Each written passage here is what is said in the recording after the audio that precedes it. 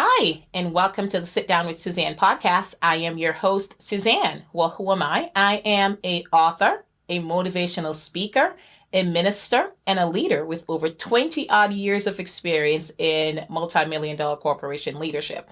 I am so excited today, though, because I have with me today a very, very special guest. And I actually got her bio. I'm just going to give you a little bit of who she is, but I think that she can describe herself best.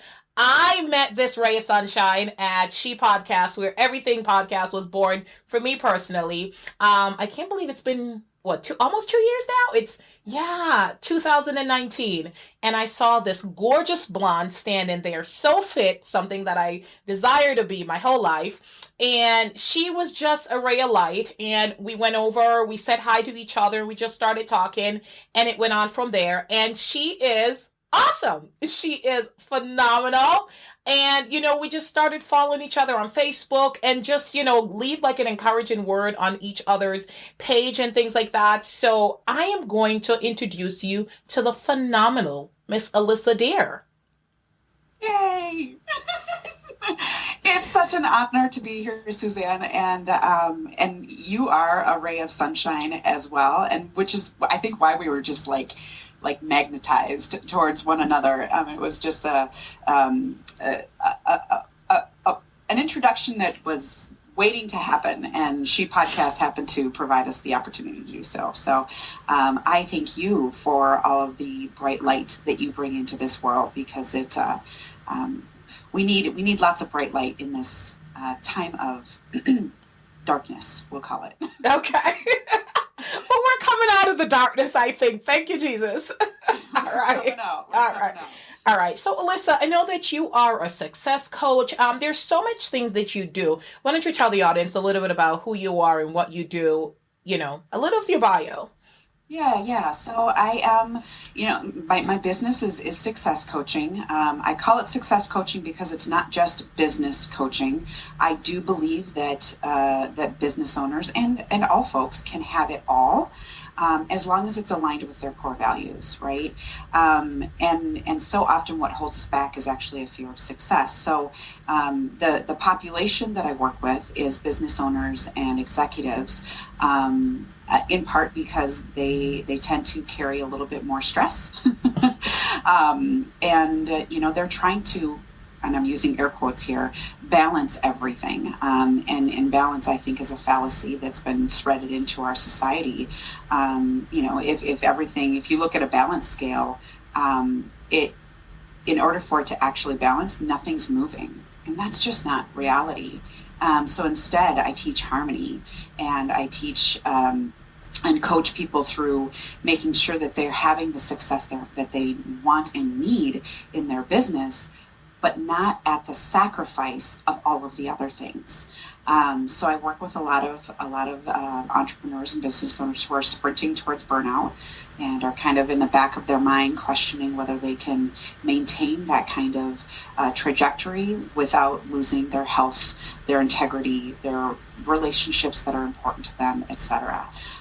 So that's what I do for business, and in general that aligns with who I am. I am, all about bold leadership, and I really try to bring that into my personal life as well, to kind of figure out, am I doing what I can be doing? Am I leading from a place of being empowered myself? Am I having courageous conversations? Am I being the person that I really want to be inside and outside of my business, and inside and outside of my home? It's not only important for me to be sort of a good example to my clients, but even more importantly, to my kids. So I have two teenage daughters who are looking to me for leadership, and I'll be darned if they look at me with disappointment. So that's a little bit about me. I'm kind of, like I said, I focus on business owners, but it bleeds into everything else, which it should. It should. It absolutely should. And you kind of dove a little bit in what our conversation is going to be about. So I'm not going to give them the hint yet of what our topic's going to be about. But you said something very important, I believe, and it's something that I've talked about quite a bit in my career. It's, the idea of having it all. And people believe that you have to sacrifice something. You can't be happy at home and happy at work. You can't be happy at work and happy at home. And I think a lot of times, women do end up bearing the brunt of it because we want to be great mothers, and we should be, and we want to be great at work, so we want to be fulfilled both personally and professionally. And sometimes there's a challenge because we feel that we have to give up who we are to be everything for everyone. And you're right, we get burnt out. I was there myself personally. I was in my 20s, long time ago, but I still look fabulous. So, I felt that being successful meant doing everything and not taking care of me. And that was a mistake that I had to learn the hard way, unfortunately. Yeah. I think that's there's a difference there. There's a nuance, right? Doing everything doesn't equate to having it all. And sometimes in order to have it all, you have to say no to a lot of things. And so that can feel like a sacrifice to some folks, but that's why I say you can have it all aligned with your core values. Absolutely. And that's the key part that I think a lot of people are missing because more is not always better. It's just more. Mm-hmm. And as women, we do tend to take the weight of the world on our shoulders and think we have to do everything. And we've over glorified this sense of independence, Mm-hmm. right? Like we need to be able to stand on our own 2 feet, and there's value to that. And interdependence is how the human race is how humans as a species were built to function. We were built to function in community where I depend on you and you depend on me. And the difference is it a healthy dependence, right? Where I'm Mm-hmm. asking you to bring all of the best of you and you're asking me to bring all of the best of me, and together we tackle something? Or is it unhealthy where I have expectations of you and I'm judging you and it's scorekeeping and it's transactional relationships, etc. And so, I like the idea of being interdependent, which means that it's okay to ask for help. Mm-hmm. And it's okay to say, hey, this isn't a strength for me, but I see it's a strength for you. Can we collaborate? And that doesn't show weakness. It actually shows immense strength. It does. Absolutely. And, I'm going to have to invite you back on for a business strategy podcast just to throw some encouragement for some, entrepreneurs out there that are really striving to be authentic to who they are and be successful professionally, because sometimes they're not aligned. And I think that's where it gets out of whack. I mean, like I said, I've personally experienced it where who I wanted to be didn't align with who I was. And, it's a harsh lesson to learn, but sometimes it's a necessary lesson.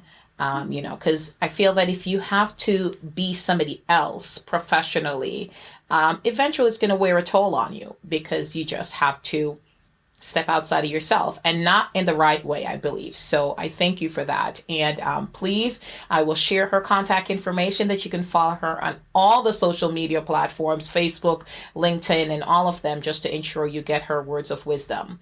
So I invited Miss Alissa to this podcast today because I don't know if you guys are aware, there's a little thing called racial reckoning that's happening. So, Alissa happens to be Caucasian and I happen to be Black. And, we are not blind, and we have seen some, how do I put this delicately? Some much needed conversation that needed to happen, some racial reckoning that needed to happen. I kind of felt that there was a lot of, eye-opening moments in 2020 that happened and allowed a lot of people, I thought, to see what I experienced, what the Black race experienced. And I have been following Alissa on social media, and I know noticed that she posts, things. And one of the things I like about your post is that you're not afraid to say, I don't know this. I don't understand this. I can only give you my authentic, honest reaction and what I think is good and what I think is right as a human being. And you have had some hateful responses I've seen. And, I like how you have answered each with grace and not go negative. What Michelle Obama said, when they go low, you go high. But girl, Michelle is in my ear all the time. I'm telling you. yes, sometimes, Michelle, it's a little hard to go high, but we try because, your daughters are looking, and it's so much bigger than them. I think it's about who you want to be as a person. And that's why when somebody's so negative, sometimes I have to step back, as I said, I could answer them in kind, but it doesn't align in who I am and who I'm trying to be. So what was the eye-opening moment for you that was 2020 that you kind of really started looking at race relations differently? Yeah, in order to answer that, I actually need to back up just a little bit. I was brought up in white suburban America, like many white folks were, and I was taught to love your neighbor and all of those things. I was taught to not see color, all of those things, and I didn't recognize that I had internal racist beliefs until I was. It was about 8.5 years ago now. I was pulled over by a police officer, and he was really mean and really rude. And I had my two little kids in the back seat who were afraid. And we'd always taught our kids, like most white folks do, the police are there to protect you. They're there to save. So if you hear sirens, they're going to help somebody. And here, my two little girls were afraid of this police officer. They were afraid that he was going to arrest me for speeding, right? And I rolled up my window after he gave me that ticket, and I heard myself say, and I think this is a really important thing for anyone who is white listening, to hear your own thoughts, because the thought I had that I actually heard for the first time was, what the heck? I'm a white woman with two kids in the back. Why did he treat me that way? So, there's a lot to unravel there. Number one being why did I recognize my whiteness there? Number two being that I felt that my whiteness should have prevented him from treating me poorly, which then points to my belief underlying that I also thought it was okay for him to treat somebody of color differently. Wow. And I had to reckon with that, and I was shocked and appalled by all of that. I went into a giant shame spiral, and I didn't tell that story for almost 5 years. Wow. And meanwhile, I'm slowly trying to figure out, like, what does that mean? Am I racist? Is this, am I a bad person? All of these things that a lot of people are going through right now. And so it's really only been over the last couple of years that I've chosen to do more self-education, that I've chosen to seek out relationships with people who don't look like me, that I've chosen to really own and understand what white privilege is all about. And then in my hometown, on May 25th, George Floyd was murdered. And it was a call to sort of, for lack of a better term, get into the battle in a much more meaningful way. And I recognized my ability to walk away and to turn a blind eye, that was the epitome of my white privilege. Because I can go to Target and go, I want to take a break right now, and walking into Target, it's fine, right? I get to walk away from this conversation and not be in it, because it is exhausting and it is tiring and it's a lot to process, and these conversations are hard. But people of color can't just walk away from that conversation, because it comes with you, right? Yeah. And so, recognizing that my role is to be brave enough to have these conversations, even when I'm uncomfortable, even when I'm tired, and even when I'd rather lash out, to intentionally respond with compassion and love and understanding. So, that's how I've kind of come to today. But, that journey didn't start, May 25th of 2020. It started a long time before that. And so my heart is to help other folks, specifically white folks, to, shorten that 5 years of shame and doubt and, internal self-flagellation, to something that's much more valuable and productive. And like, the urgency is there, and people are dying. Literally, people are dying every single day, based on the color of their skin in this country. And so it's I feel it's my duty to get uncomfortable. Okay. All right. So much there. Thank you for sharing that story in regards to 8 years ago. And, I applaud you, honestly, for even recognize that that is a privilege and that is a thought, because it is. And people always think that, racism is somebody wearing, the Ku Klux Klan thing and, throwing torches and things like that. But it's little seeds like that that germinate. And it could have gone in a different way. You could have verbalized that in front of your kids, and they hear that and they verbalize it. And I think that's how hatred and racism continues, generation to generation. And, you decided to do the work. So I thank you for that. But I also want to ask you this. So last year, with the George Floyd situation that happened in your neighborhood, what were some of the conversations that you had with family members in regards to that? Yeah, well, we had, and again, I think the most valuable conversations happen in your home, right? So, immediately, and actually back this up even before George Floyd was murdered, about a week before that, if that, the video of Ahmaud Arbery's murder was released. And so there was this whole thing on social media, walk or run 2.23 miles in honor of Ahmaud. And so I looked at my daughters and I was like, well, I'm not running. But ladies, put on your tennis shoes. We're going for a walk. And so the three of us, put our tennis shoes on and we went for a 2.23 mile walk. And during that walk, we talked about, what do you do if you see something racist? What do you do if someone says something racist? Let's talk about that and sort of plan some of those responses, because when you're in the middle of it, you're kind of shocked into silence, right?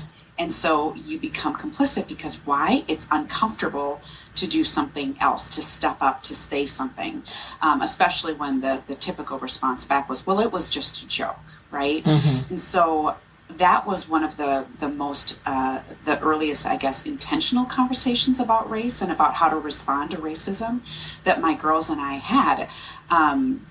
And again, the girls were, they're on social media, they're teenagers, and they're like, well, Mom, how do we address this on social media? And so I pressed the question back, well, how do you want to address this on social media? Where do you want to stand? What do you believe? And those conversations are just so valuable. And I had similar conversations with my white husband as well, about, do we go down in March? Do we go down and get involved that way? What is our role? What, do we put a sign out? Those kinds of things. And, I tend to be fairly passionate in my beliefs. And my husband is my perfect balance, in that he's very even keeled, and very, very rational.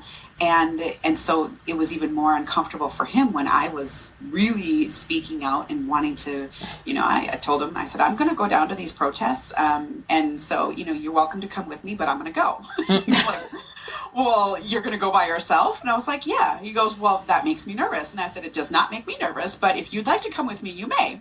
Absolutely. So it was kind of one of those conversations. So, he and I have had a lot of really challenging conversations, as well. And I'm so proud of us being able to come together through those, quite frankly, arguments about where I'm at, where he's at, and some of those other things, which don't need to go into detail on those because everybody's conversations are different. But we chose to do the courageous thing and have those conversations, even though they did erupt at times, and they were really uncomfortable. That they are too important not to have. So that's really where it started for me. Was how can we make sure that our home is anti-racist, not just not racist. And there is a difference in intentionality there. That I think is really, really important for white folks to recognize. Absolutely. And, there's a great book titled, How to Be Anti-Racist. And people think that, being racist is enough. And I thought for a very long time, too, to really explore that, how to be anti-racist, because there's thoughts and things that we have. And I think we all have prejudices and bias. Like I think people who drink coffee like all day long, crazy, but that's a bias, that's not something that, I'm going to hate on somebody for that. But, when it comes to skin color and cultures and things like that, we have such great divide. We have such hatred. And, the thing what happened with Ahmaud and Breonna and George Floyd, and, people were shocked. And, one of the things I said to people, it was kind of like a catalyst for so many, but it wasn't new to me. It wasn't new to the Black race. I am used to being treated differently. Like when you got pulled over, and when I get pulled over, it's expected. I don't expect not to get pulled over. And my thought when I am pulled over, like, please don't let it be a trigger happy cop that's going to shoot me in front of my kids. That's my thought. It's not, why did they pull me over? It's an expectation, and that's a burden to always, go around thinking. And, people will think like, I'm happy go lucky, I'm a positive person, but people are thinking, it's like, it's not that deep, but it is. Because to walk a mile in a Black person's shoe, and I'm not speaking for all Black persons, and I don't expect you to speak for the entire Caucasian race. I mean, we can't do that. But, like you said, you could turn it off. You could say, I need a break from social media. I cannot. There are times when I do take a break from social media, but I still have to leave my home and go to work, and I still have to leave my home and go to a store, and I still have to have conversations with my 7-year-old daughter why people hate her because of the color of her skin, why they thought it was okay to murder George Floyd. And I still have not watched that video. I saw the beginning. I just cannot bring myself to watch it. There's so many names that, I feel like I'm always explaining to my kids, it's the whole world isn't like this. It's not always like this. And I think one of the disadvantage that Black parents have, when you're a white person and you're raising your child, you tell them, respect the police. The police are good. There are people that's going to hate you. It's not a conversation that you have. That I don't think so. I mean, I've never met a white parent, so I mean, correct me if I'm wrong. But as a Black parent, I think the conversation starts with, be good. If you get pulled over, make sure, your hands are there. They don't see you. You're not reaching for anything, things like that. Fear the police, and the police are good. So it's such a mixed message. And then we are telling them, at least for me, being a Christian, that, people are going to hate you for no reason, but you need to show love. When somebody who's teaching hate is just saying, just hate them. They're less than, they're not human beings. So I think automatically puts them at a disservice, right there going out. And it's confusing. I had to stop and think and take many breaks to have this conversation with my 7-year-old daughter. Why it's not okay for her to hate, even though there are racist people who are telling their kids to hate. So, how do we move forward? Do you think, and again, I'm not expecting you to speak for the entire, Caucasian race, but how do we move forward? And I know you said that you were very uncomfortable because the conversations are uncomfortable, but how do you envision us moving forward if we are not first willing to have these conversations with each other and at our home? Yeah. So I actually think the bigger issue is not hatred. I think the bigger issue is apathy. And I heard this from my gymnastics coach of all people when I was young, and it has stuck with me ever since. And what he said was, the opposite of love is not hate. The opposite of love is apathy. And so that is what I want, the message that I have for people is care. You just care. I have sort of ground rules for conversations, especially these uncomfortable ones. Number one, no name calling, because it's dehumanizing. And the moment that we dehumanize whoever is on the other side of that conversation, we see them as less than human, right? And this is at baseline one of the biggest problems. Brene Brown says it's hard to hate somebody up close, right? So get into a conversation with somebody who doesn't look like you, who doesn't believe like you, but make sure that there's no name calling. I always try to approach conversations with compassion and empathy, to really understand, where might this be rooted from?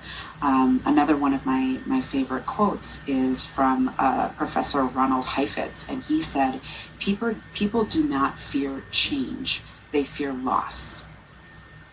And, when you fear loss, right, that fear erupts inside of you, and no wonder we have people that are defensive, that are scared, that are pressing back because they're fearing losing some sort of status.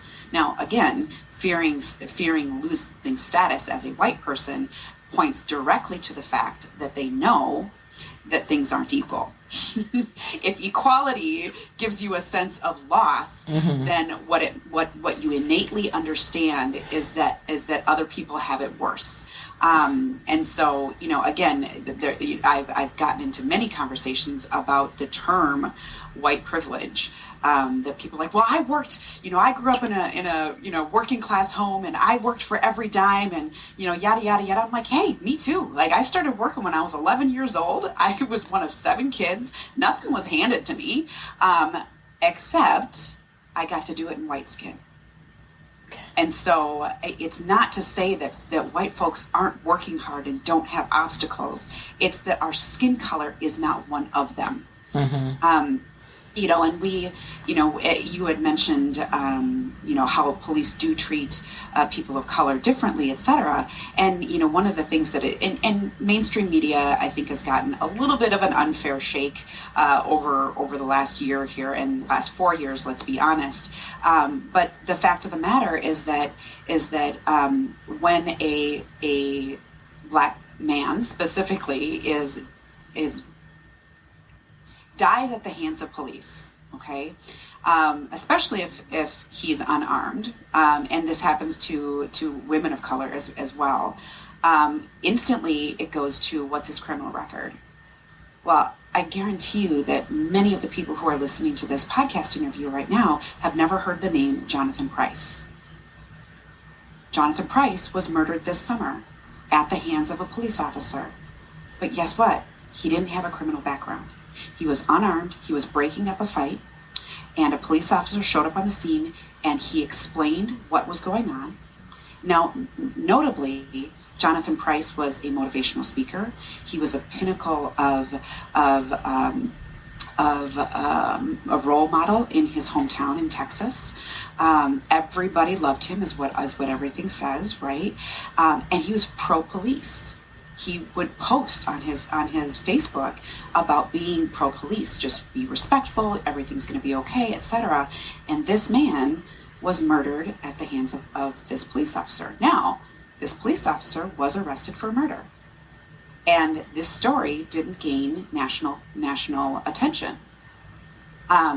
He also wasn't a very attractive Black man as well, so I think that played into, well, we can't let that out, and he didn't have a criminal background. So because those things we weren't able to point to those things as to why he deserved to be murdered, it didn't get national attention. What?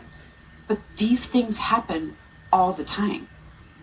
And so unfortunately, it's also the context and the story that's told around these incidents And that also is something that we need to collectively have a reckoning about. Is what is the whole story here? And guess what? I don't care if so-and-so had a criminal background. It doesn't mean that that police officer gets to be judge, jury, and executioner. That is not their role. And so, and again, I'm also pro-police in the fact that they do keep us safe from chaos, right? I'm not an advocate for completely dismantling the police force, but lordy Lou, do we need to have a reckoning with what is going on inside of these police departments? I think it's also notable that after the insurrection on January 6th, that the FBI went in and they started looking for the National Guardsmen, et cetera, who were going to be stationed at the inauguration, and looking for signs of links to white supremacy. Why aren't we doing that in our police forces, folks? That should be done, because those links are there. And those people who had links to white supremacy groups, they were removed from service. Why aren't we doing that to our police forces? And again, it's not enough to root out the people who are actively hateful, because hate is actually a little bit more visible. So thank goodness for that. It's the people who have the apathy and the internal biases that make them feel more afraid of a person of color than someone who looks like them. Okay. Right. And these are the uncomfortable conversations, but it's hard to get people to the table because there is so much shame that we feel, and I'm going to say we collectively, white folks, because I see it in people who are resistant, and I see it in people who are beginning to acknowledge it as well, of like, oh my gosh, how have I contributed to this atrocity that is systemic racism? So you don't have to be actively, overtly racist. You don't have to be wearing a Klan hood in order to be a part of the problem. If you are not a part of the solution, you are by default part of the problem. Absolutely. Well, I think that you do hit a point about apathy. I think that a lot of times we do expect our haters, people who, in racism, to be blatant, right? And I think that people that are in position of power that have the ability to do something and does nothing about it, they are just as much a part of the problems as the one that are blatantly, and they go out there. There are people in places that say nothing when something happened. They turn the TV off. They say turn a blind eye. And I think one of the things that they do is they justify with the criminal record so they don't have to reconcile with the fact that this is the taking of a human life. Well, he was a drug addict, so it's okay. He didn't pay child support, whatever the reason. They do try to justify and find a reason why it's okay to kill Black men. And I do find that if it's something, I look at like the Dylan Roof situation, who got taken to Burger King after killing so many. Kyle Rittenhouse, we have people in the Senate, and famous people paying for his bail. He went across state lines with a weapon to kill. But how do I then have this conversation with my child that the world is fair? So I'm asking you, how do I then have a conversation with my child where the world is fair when they see these things, when I can't protect them from seeing these things? I think the honest conversation is that it's not fair. No matter who you are, no matter what the color of your skin is, the world is not fair. And in addition, when your skin color is not Caucasian, right, you have additional obstacles and boundaries and barriers, which could cost you your life. And I think that's honest. Now, I have never been in a position to have that conversation with a child. I'm not a mother of a child of color, and my heart shatters thinking about when do you have that conversation. And I don't feel like I have any wisdom to offer to when that conversation occurs and all of those things. But the honest truth is it's not fair, and we have a lot of work to do. I do actually believe, and this might be controversial, we'll see how this goes over. I do believe that white women are the transformational answer to our racial justice issues. And not because we're saviors, not because we're all that amazing, because we can talk about weaponized white femininity in a minute if you really want to, but because our BIPOC communities have already been in this fight. No choice. And no choice, no right? Choice. So, I hear people say, well, they had a black president for 8 years. Why wasn't this fixed? Which, my that's when I need to go breathe for a little bit and whatever. They need to step up and stop, let's talk about black on black crime. Let's talk about blah, blah, blah, blah. Like all of the defensive conversations that come up, right? About how they need to fix this issue. Well, the BIPOC communities have already been fighting. It's time for us to join that fight. And the reality is that that women are more emotionally connected, typically. And I've seen much more awakeness and awareness come out of women, right? And the fact is that we live to a large degree with the white men. Who also need to come to a reckoning with these things. And so, if we can stand up and have these conversations and as relational human beings, right, come together to listen first before coming in and try to sort of save the situation, then we are the answer. Again, not because we're amazing, but because we're finally joining the fight. And this is a numbers game. We have to have more people joining this fight. No, absolutely. So ever since the George Floyd situations happened, I have had some different conversations, I will say, with my Caucasian counterparts. Some people avoid it. Some people think like I talk about it too much. And just some people get very defensive. I think maybe there's one or two Caucasian friends that I've had, I should say peers, that are willing to have an honest conversation because automatically they go defensive thinking I'm accusing them of starting this whole thing.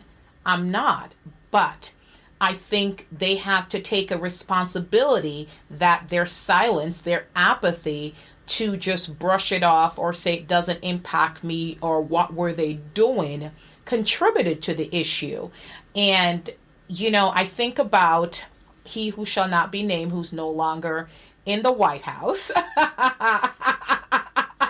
We're going to do this.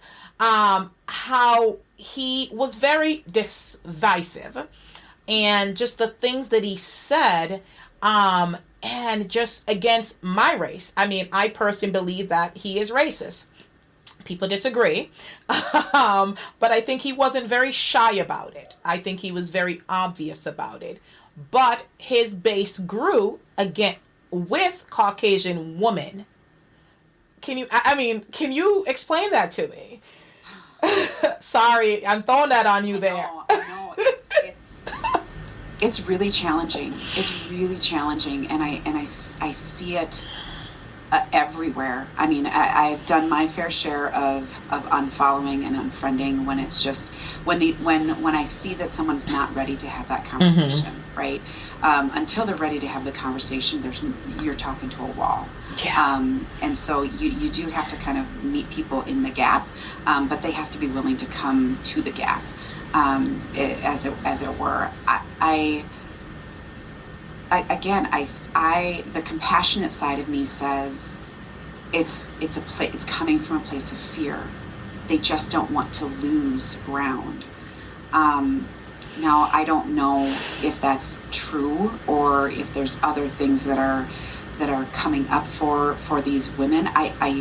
it's really hard for me to wrap my head around all of that. What I will say about the previous president, it's so good to call him previous. And by the way, I am not anti-Republican. I am not anti-Republican. I love our democratic discourse.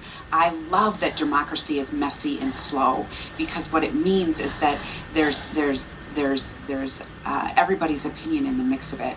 This is not about Republican or Democrat. This is about this particular human being who I'm glad is not in office anymore. But the thing that I'm really grateful for about his presidency was that he unmasked what was already there. All of this racism was already there. Yeah. All of this bigotry was already there. You know, these folks who showed up at the Capitol building wearing sweatshirts that say Camp Auschwitz, wearing sweatshirts that said, 6 million wasn't enough. It makes my skin crawl, right? These white supremacists that marched with torches and then were called very good human beings. Those kinds of things. What it did was it unmasked what was already there. And here's the honest truth. White folks needed to see it. Yeah. Because, quite simply, we didn't have to see it before. Yeah. Like, you felt it. Right? Every day. People of color feel it at work every day. Those little microaggressions that show you who people truly are. Living here in Minnesota, we are one of the most segregated states in the nation, and our racial disparities are the worst.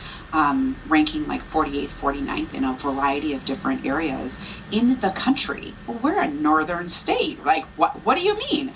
Well, I mean, we can talk about redlining, all these other things. But here's the thing, is that people of color actually have told me this is a scarier place to be than down in the South. I'm like, tell me more about that. Why is that?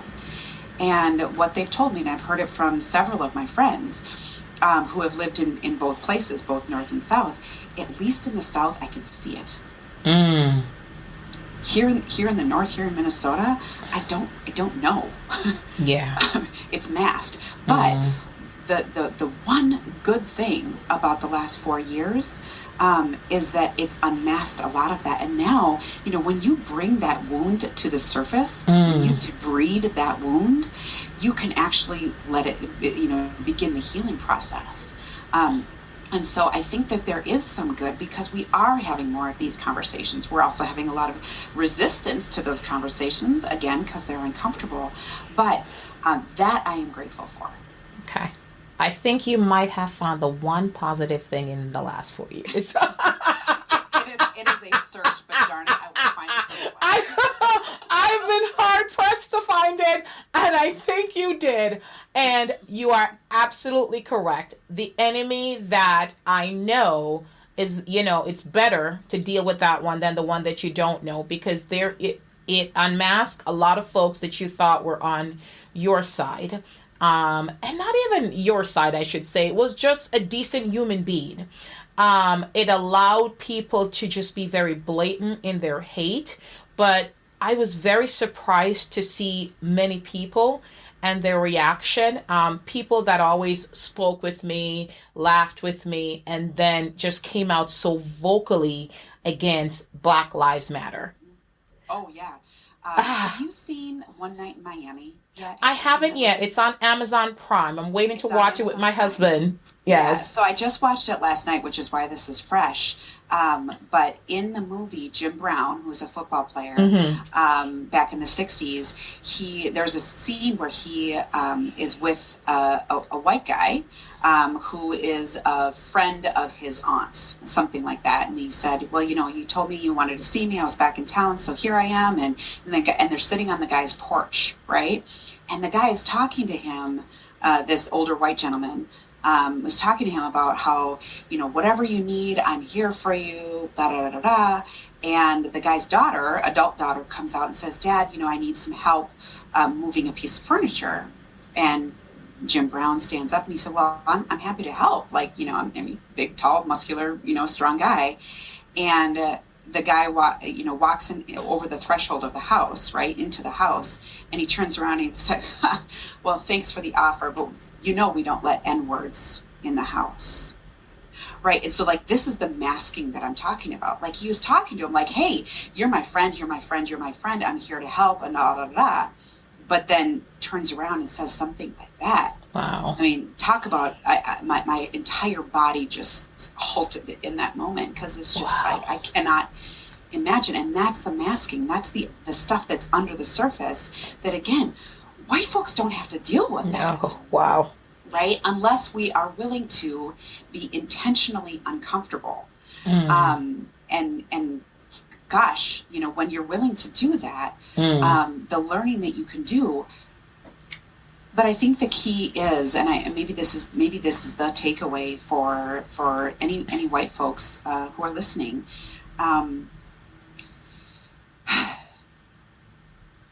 Don't let yourself get caught in the shame of it, because shame isn't helpful. Brene Brown does a really beautiful job of differentiating shame and guilt, and then these other emotions that are even different, right? So guilt is about behavior, and it's about rectifying the behavior. Shame is about your identity. And so that's the reason that when I'm talking to somebody, I don't label them a racist. I call out the racist behavior. Because I don't know a single, well, I mean, I don't communicate or have conversations with white supremacists, so maybe they would own this identity. Okay. But I don't know any person who is white who will own the identity of being a racist. Everybody resists that label, right? True. Because we don't want to be. That's a good thing. That's a great thing. But let's identify racist beliefs and racist behavior and deal with that. Because until we just look at it, and it's uncomfortable, sure, we can't actually move forward from it. Yeah. Right? So let's give up the shame. Shame only lives in silence.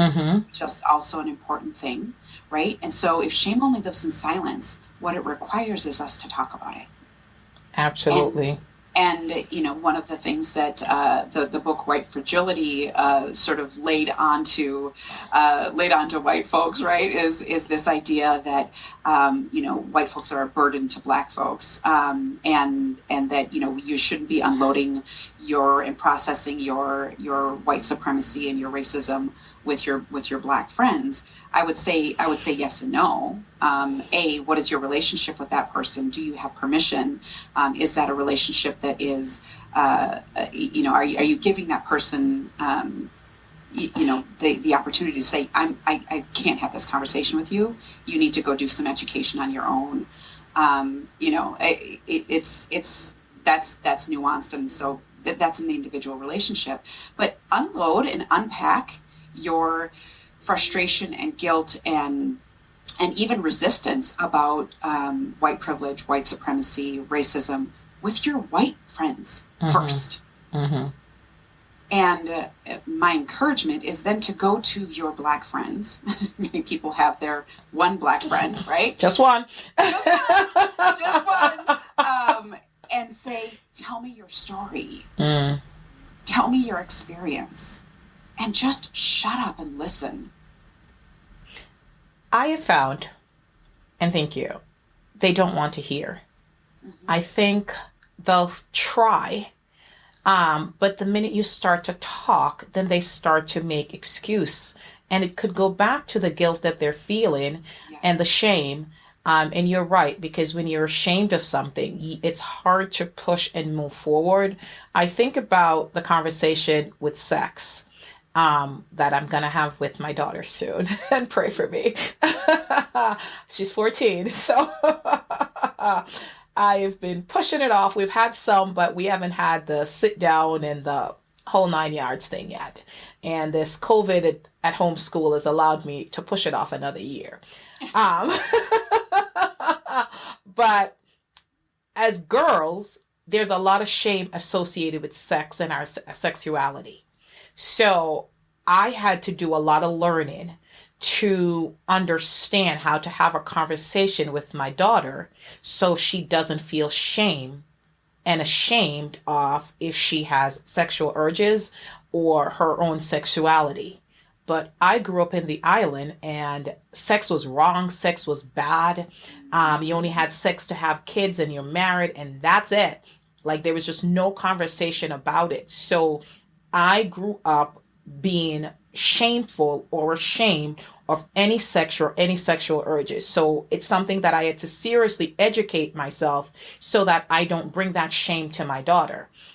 And I think I find that sometimes when I'm having a conversation with a Caucasian person in regards to race, um, they are ashamed that I'm calling them a racist. So they try to make excuses and says, well, not everybody is racist. And I am not calling them, but you have to acknowledge the fact that these things happen every single day. My daughter, the first time we had a conversation with her, she was 3 or 4 years old in regards to police brutality, hatred, and it wasn't something that I wanted to have, but she saw it happen and, being around family members and having conversation.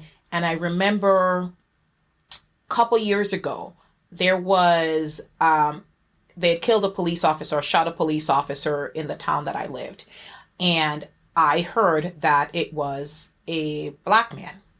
And honestly, I don't even remember if it was a black man that did it, but I remember calling my husband, my brothers, my cousins, and says, get off the road until they find this person. Because in my mind, I knew that any black person was fair game. And never thought of, the little kids being home, how that played out to them, because I was just worried and panicked and freaked out that one of them might not come home that night. And they observe our behaviors and things like that. So I've had to have a lot of honest conversations with them in regards to race. And I find they took it better than a lot of my Caucasian counterpart now. And I found that a lot of Caucasians that honestly I thought were my friends now are uncomfortable being around me because they think I'm going to talk about race. Yeah, well, we need to talk about race, and you get all these people who are like, if we just stop talking about, they'll quote Morgan Freeman, right? Yeah. Do you see that quote?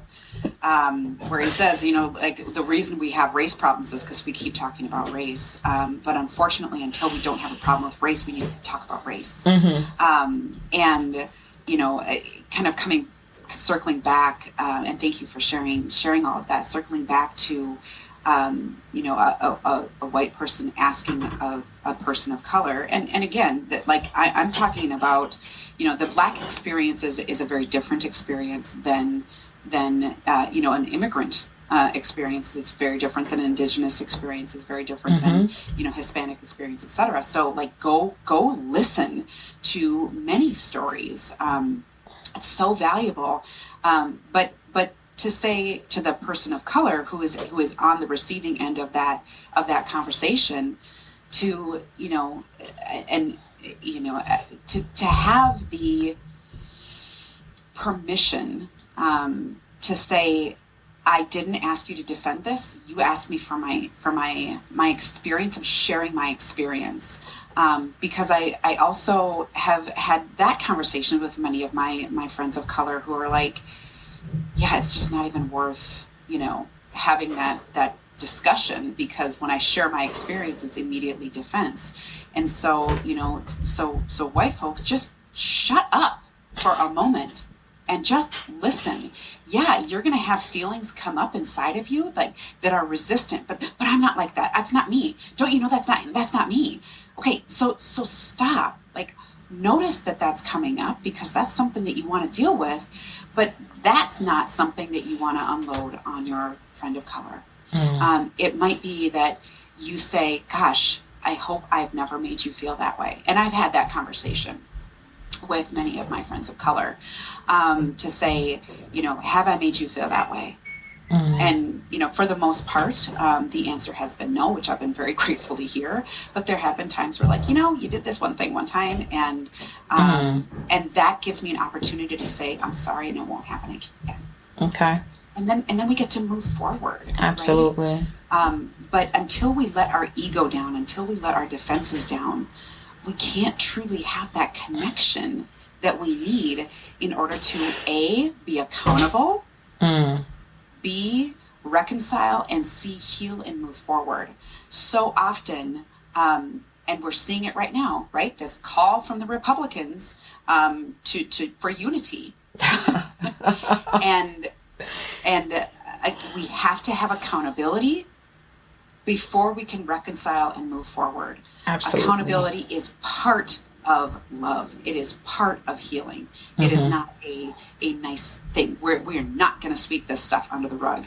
What has been going on for 400 years has been going on for 400 years. No, it may not have been you. It may not have even been your ancestors who were the perpetrators. But you, are the beneficiary of what has occurred. And we need to own that. Which doesn't mean I need to self-flagellate, but we need to own it and address it in a humble way so that we can move forward. I sure hope that there are more white folks out there who are willing to have this conversation, and this is why people have asked me, Alissa, why do you bother with Facebook? Why do you bother, bring these conversations forward? Don't you know that Facebook isn't the place to have those conversations?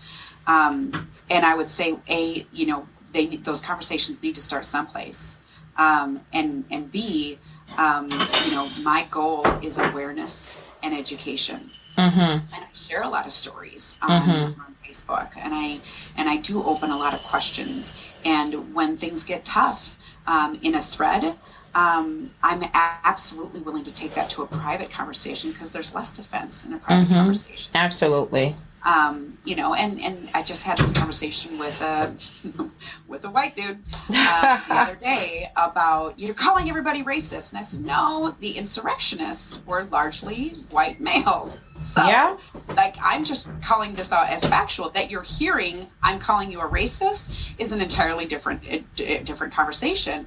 And he said, well, this is a conversation that's better for in person or privately. And I said, hey, I'm willing to have that. If you're courageous enough to have this publicly, I think there's a lot of people that would benefit. But by all means, let's set up a conversation. And you know what he did? He said, no, that's okay. I'm zooming out now. So, again, it was, he's not ready yet. No. He's not ready yet. And I can't change that, but I can still be here in a place of compassion when he is. And that's all I can do. But I've had lots of really valuable conversations based on Facebook posts. So I don't think social media is all lost. I do think we need to be careful, and I do think we need to guard our hearts, as it were. Because it is also really draining. But and I wanted to say this as well, and this is something that I'm still challenged with personally. I know we're kind of running out of time here. It's okay. But I've had guilt over my needing to retreat and recoup. And the thing that I'm wrestling with currently is, am I retreating because I can, or am I retreating because I need some self-care? And I don't, again, I'm in the middle of wrestling with that, because there's times where for days at a time, I'm just kind of silent, because I'm processing and, letting people have their moments, and then I'll come back in. And I know that I'm going to jump back in the conversation. But the question is, am I backing off because I can, and that's part of my white privilege, or because I need to recharge? And if I'm burnt out, I'm no good for the movement, right? And so, but being willing to have that conversation with myself as I move forward, I think is also really important, because I'm never going to be fully awake. And guess what, Suzanne? You won't ever be either. Right? Nope. None of us will be. So, my first woke moment was 8.5 years ago, getting that ticket from that police officer. So that was my first true woke moment. But I've had a million since then. Yeah.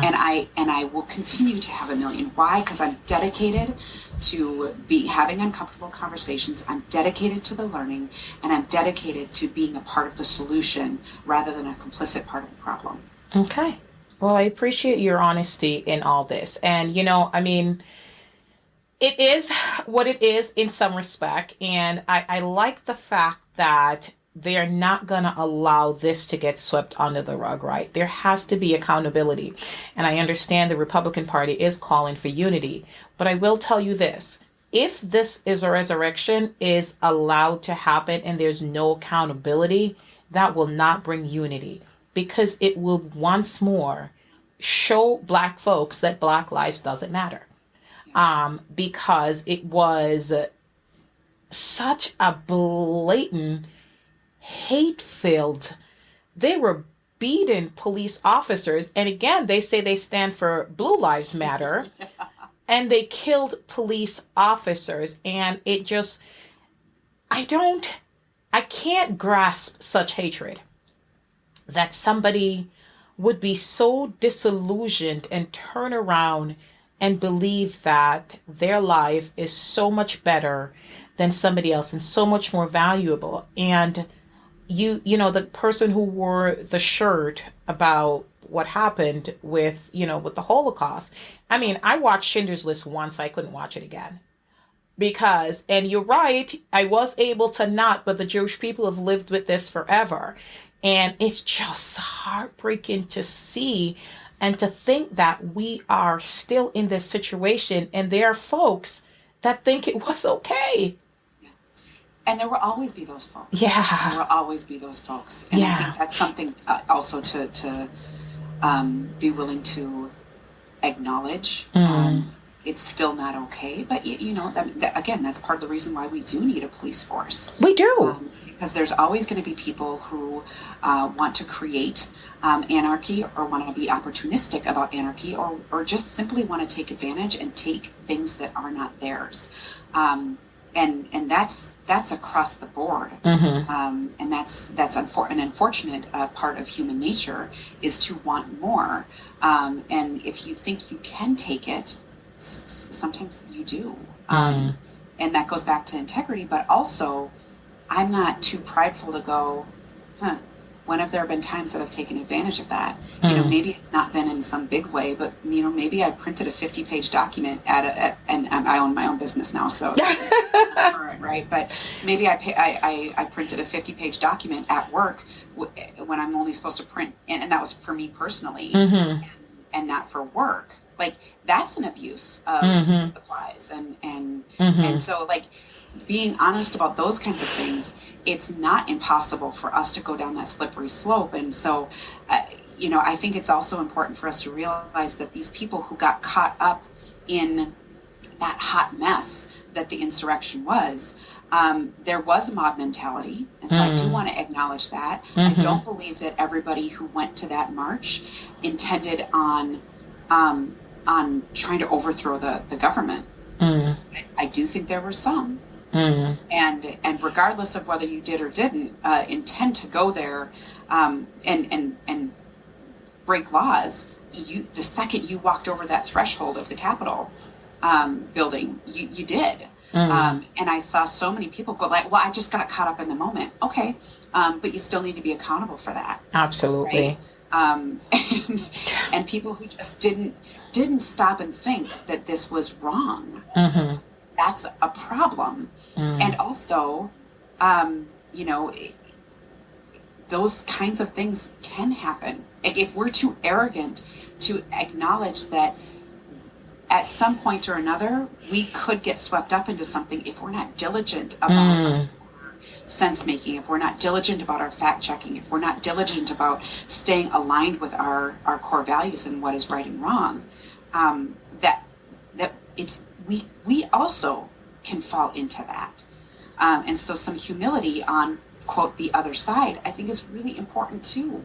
To not demonize the all of the people who were there during that march and in that insurrection. And do I agree with it? No, I don't at all. Do I understand it? No, I don't.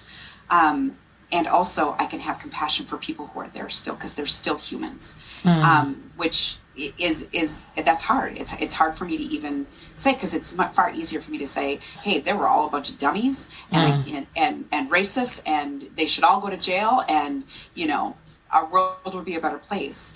But our world is messier than that, and we have to be willing to sit with the mess. Again, another uncomfortable conversation. It is. I will say this. Sometimes it is exhausting being Black. I think that at times we're expected to bear the brunt of what's happening and then turn around and be the savior. To make it okay for another race to hold us down, another race to treat us poorly, and then we are called poor sports if we don't then turn around and forgive our oppressors. That's right. It's exhausting. I come from a place of love. I'm a person of faith, but there are times that we are asked to show compassion to people who don't show compassion to us. And who are unapologetic about it. Yes. Again, going back to that accountability, right? Just don't care. So we are asked to show compassion, show a little grace, show a little mercy to the person with their foot on my neck. I think that people assume sometimes being Black that we want a handout. I don't want a handout. When people talk about reparations, it's not about getting anything I didn't work for. When people talk about affirmative action, it's not about getting a job that I'm not qualified for. It's saying that don't disqualify me if I have the same qualifications, but I'm Black. When we talk about defunding the police, it's not about disbanding the police, because we need law and order, otherwise it will be anarchy. It's about just repurposing some of the funds of the police force to focus on de-escalation training. I mean, I get de-escalation training and I work in retail. And I work in retail. Is it too much to ask that the police force gets this? It's dealing with on a daily basis people being shocked and amazed by my hairstyle and touching my hair. It seems like such a simple thing, but my personal space, it's like touching my hair. Like, can I touch and like in my hair and rubbing my hair? And it's these little microaggression, and they had to pass things like the Crown Act, to say it's okay to wear my hair in the natural state, yet still I do see Caucasian with pink, purple, green hair that is not natural, and it's beautiful. It's who you are. Do you? So it does get exhausting. Even now, I am asked to help them understand what it feels like with the George Floyd, the Ahmaud Arbery, even Emmett Till, which was so long ago, Trayvon Martin, all these incidents. Like, I have to then make them feel better. So I go from being the oppressed to being the oppressed, comforting my oppressor. So it's exhausting. And I think, one of the things that you'll see right now, it's like, we're fed up. We're just tired and exhausted of being looked at as less than human. But on the other hand, we are people of faith. And we believe that this world can be a better place, even America. And the life that we want for our kids, I think, is what keeps us fighting to work together to have a better place, to have a better America, so that we don't teach hate, so that we don't become the very thing that we despise. So, I'm going to ask you this. What do you say, and I'm going to ask you a two-part question. What do you say to a white person who's saying to you, Alissa, why are you doing this? You're just trying to get Black folks to like you. No. And what do you say to a Black friend that says, why are you doing this? Are you trying to be a savior? because I've seen similar situation with someone who has, like you, tried to learn and tried to help and tried to educate yourself to be a part of the solution. Yeah. So what I would say to um, to white folks is that I'm simply not willing to be a part of the problem. I don't have anyone in my direct family who is a person of color. I'm married to a white man. I grew up in a white family. None of my siblings are married to people of color. Actually, aside from my sister, she married a Hispanic man. And so this doesn't affect me in the classic way that you might consider it. I don't have to send my kids out of the house and be afraid that they're not going to come home because of the color of their skin. But when some of us are held down, it holds us all down. And that's why this is important. And it's simply the right thing to do. So even though it's uncomfortable, it is part of what I believe is the right thing to do in my core, to do what's right, even when it's not easy, right? Courage over comfort. And I have some confidants, some mentors of mine that are also friends. And for instance, one I just called my friend Dawn the other week, because I said, hey, there's an issue I'm having with a person of color, and I need help. I need your advice. I need you to point out some blind spots that I might have. And as we worked through and she said yes. And again, I didn't assume that she would be willing to have that conversation, but this is how part of how our conversations and relationship has been developed, is that we have that understanding that I can come to her. And so it wasn't an assumption, it was something that we explicitly talked about, which I think is another important, respectful thing to do. And so, as we started to uncover it, and she said, would you be struggling with this decision if this person was white? And I said, absolutely not. It would be a hell no. And she said, okay. And I went, oh my gosh, I was falling into white saviorism, wasn't I? And she goes, you were, and I love you. And I was like, okay, thank you for pointing that out and for walking me, for being gentle with me through it. Again, there's stuff that I'm still uncovering. And, so first things first, you have to go be aware of what is white saviorism, right? And what is centering. When am I grabbing the mic and making this about me instead of handing the mic over and amplifying other voices? I need to be conscious of that, because I do love the microphone, as is evidence from today.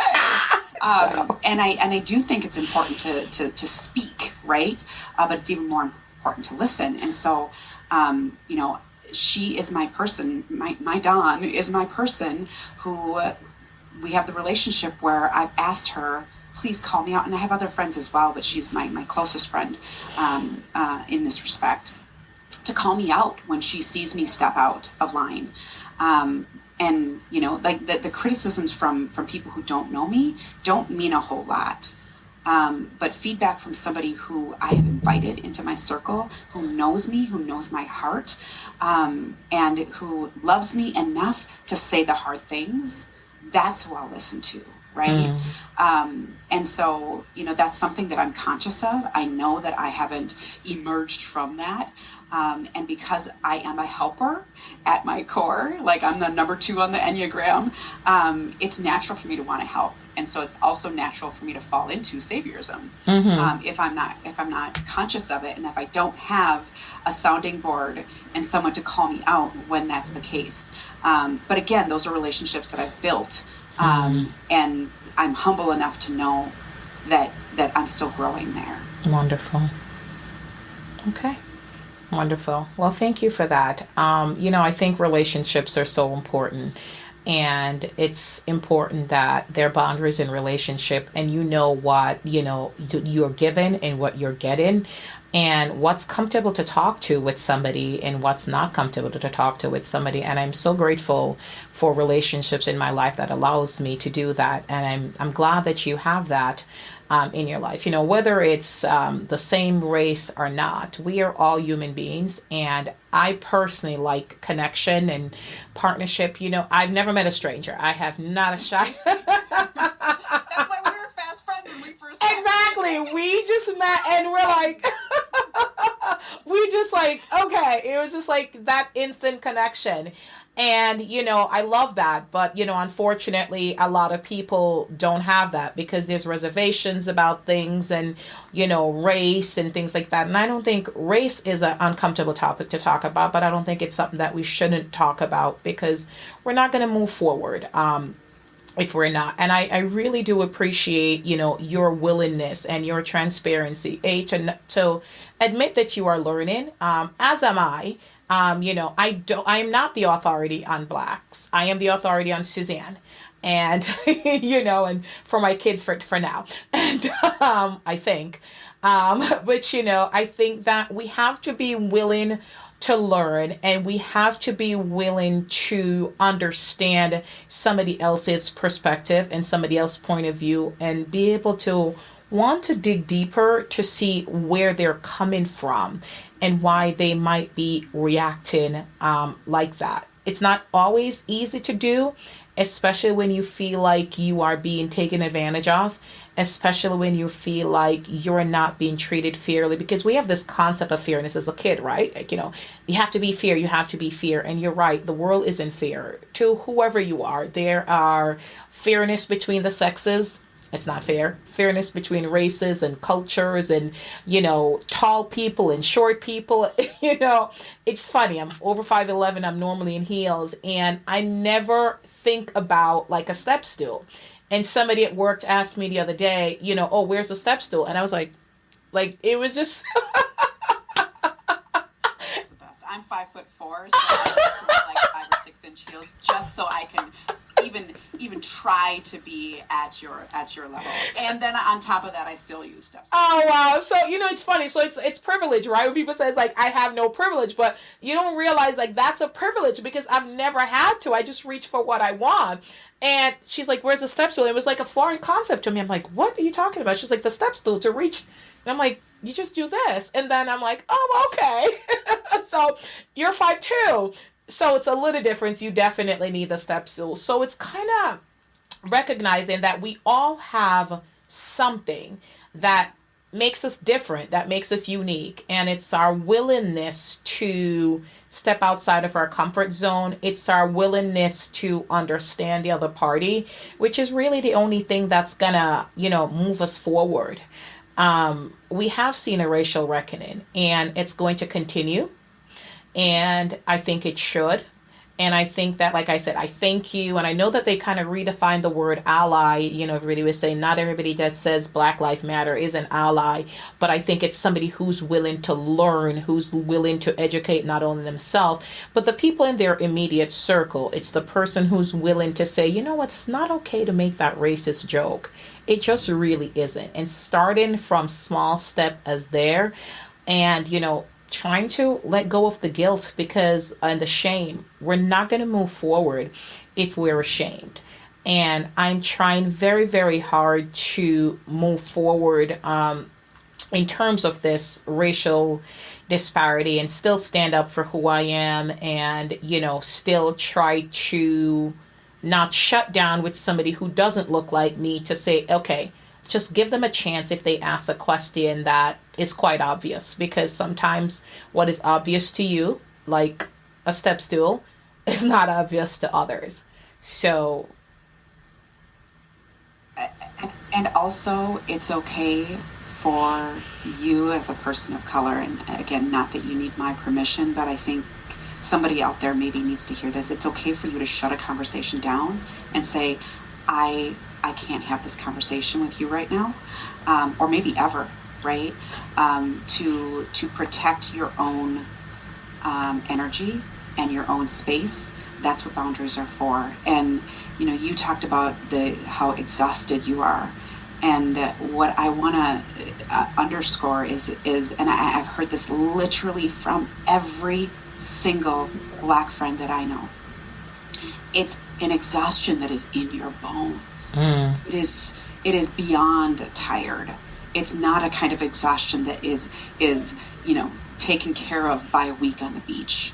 Like, this is an inner exhaustion. Yeah. Because this has been your entire life, and we haven't even touched generational trauma. Oh, right? honey. But so for white folks, I want you to recognize that this exhaustion is a deep exhaustion, and for people of color who might be listening, it's also okay for you to shut us down and say, you got to go do your own work. I can't be that person for you right now, and be done with it. Like we have to be willing to honor each other's boundaries. And as an ally, and there's another term that has come up for me in the last year, which is accomplice, which is kind of next level of ally. Like an ally will stand next to you, and an accomplice will stand in front.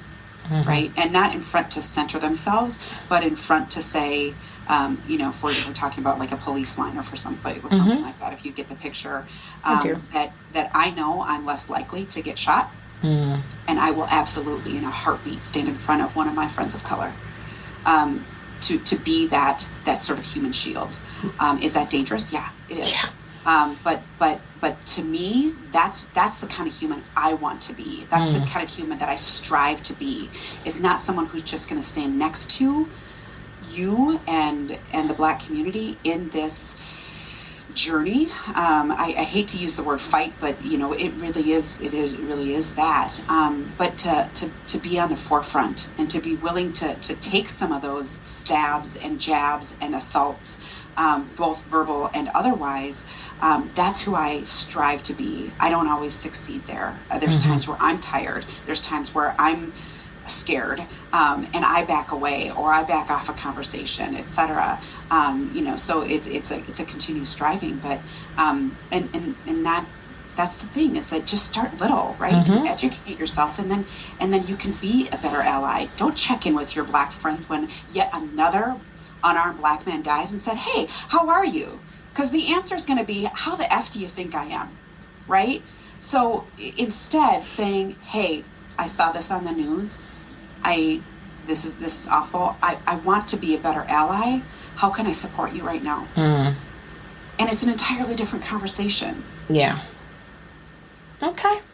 Well, I thank you for that. No, I've had to, unfortunately, like I said, and I said friends, and then they've moved to peers or counterparts, because I found they're not willing to have the conversation, and I'm just not willing to lose me in order to let them feel better about themselves, because we're not there yet. I don't think we're there as a nation. I don't think we're there. We need to do work on all sides. And I've said, you got to figure it out on your own.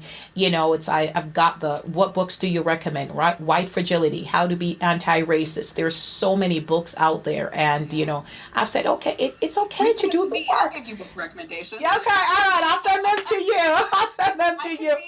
You can just tell them, hey, you know what? I do not have the energy for you right now, but go. Yeah, I'll send you, because I'm like, no, I don't need White Fragility personally, because I don't know the white experience. But and that's what I'm saying. Like, if you are invested in being a better friend to me, be invested in doing some work, to get to know me, to kind of understand my experiences, and you'll never will, and I'll never get yours. And that's a beautiful thing about life. We're different, we're unique, we have different experience, and I don't want somebody who thinks exactly like me. Yeah. I just don't. But people just have to be willing to do the work and, have the conversation. So I thank you again for your transparency, your honesty. And, I said this was going to be an honest conversation about race. I hope you were able to share some truths. I was able to share some of my truths. And you know what? This conversation, I really hope it sparks some deep conversations between different races, co-workers and mothers and daughters and, and friends. And I have so many Caucasian friends who have come to me and they are suddenly related to somebody Black, like, a niece or a cousin. I have Black kids. I'm married to a Black man. I can't be racist. Yes. And then you know how that conversation goes. And nothing's wrong with it, but then they're like, yep, I'm exempt. I'm exempt from everything. And, so it's ongoing. I'm going to continue to have as many conversations as I can. I'm going to continue to educate myself on how to, get this information to my kids better, because I want them to be, they're already phenomenal people. And I want them to be even more phenomenal, that hopefully by the time they get to my age, we're not having this conversation, right? So, yeah. And I would say, I'm going to leave with two personal Alissa Daire Nelson quotes. All right. I believe that our job as parents is not to raise good kids. Our job as parents is to raise great adults. And so think about that as you're having these conversations with your kids. I'm speaking more to the audience than you, Suzanne, right? Just think about that. Like, we don't just want good kids who kind of get through life. We want great adults who are going to contribute in a positive way. And then the last thing I'll say is specifically to white folks who are nervous about this conversation. You're gonna F this up. You're going to mess up. You're going to misstep. You're going to offend somebody. You're going to not get it right. But darn it, care enough about this, care enough about getting it right, that you're willing to get it wrong, apologize, and then move forward. Okay. All right. I think that perfectly sums it up. So I thank you for being on the podcast. I absolutely believe this was one of my best ones. And I am looking forward to when it's released, just the feedback on the conversations that I'm going to get from my friends and my listeners just in regards to this. And if nothing else, I hope this podcast inspires somebody to have that difficult conversation with somebody in their lives, and not somebody who just wholeheartedly agrees with you, but somebody who has a different opinion. And maybe we can get to the other side of this. So I'm going to have Alissa say bye-bye, and then I'll say bye-bye. Goodbye. Thanks for listening. That's it. Thank you. Until next time, this is Suzanne signing off.